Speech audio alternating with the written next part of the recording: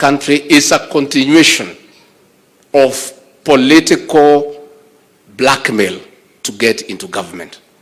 My Lord Bishop, if you check 1997, that leader of official opposition created problems. President Moi brought him into government through cooperation. In the year 2007, he created problems. Mwai Kibaki brought him to government through nusu mkate.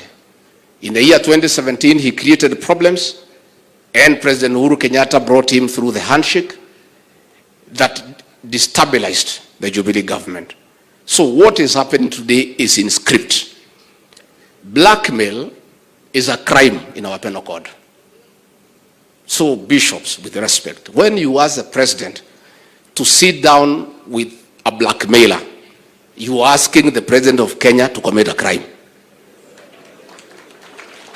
And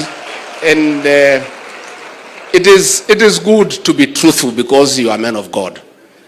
This thing is not happening in isolation.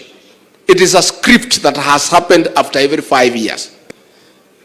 And bishops, you know very well, these demonstrations have nothing to do with the cost of living. Because that very man was in government through the handshake. That time, unga was 230. We have brought it down to 170, 180. Then he did not call for demonstrations. Therefore, it cannot be about the cost of living.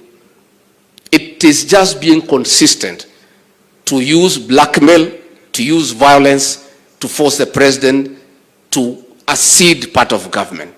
So we request our spiritual leaders to be considerate and consider all circumstances, and also look at history, because history informs the present and the future. Let, as you ask president to sit with that man, look at his history. And that is why in a school like this one, when these boys are leaving, the principal will do a leaving certificate to explain their conduct for the 4 years they were here. You look at that man and look at his history, and then you can do a leaving certificate for him.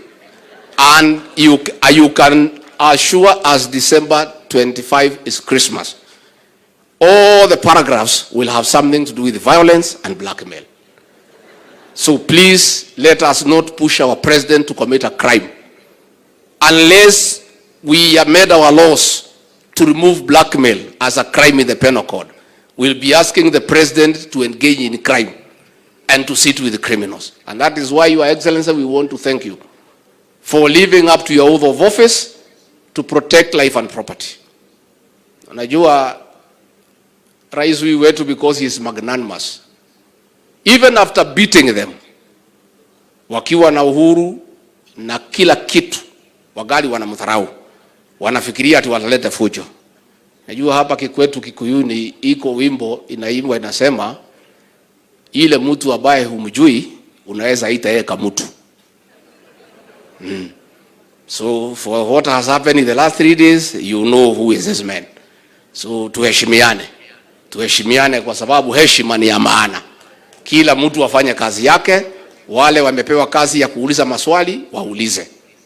Bishops, you criticize us where we go wrong, and we accept, but always take into context what has created the present scenario, and then you can correct us, you can guide the president, you can ask him, but you must always look at what has led to the current situation.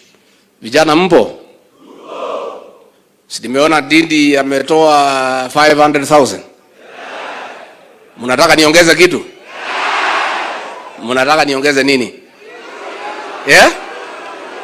Ati? Oh, ninunue soda?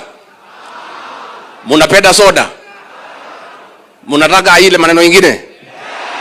Haya, mimi nitaongeza hiyo Ndindi, nitapeana 1,000,000, alafu niongeze na hiyo ya Ndindi. Kwa heshima ningetaka kuomba nyinyi zote tusimame kwa shangwe na vigelegele tumkaribishe Rais wa Jamhuri ya Kenya.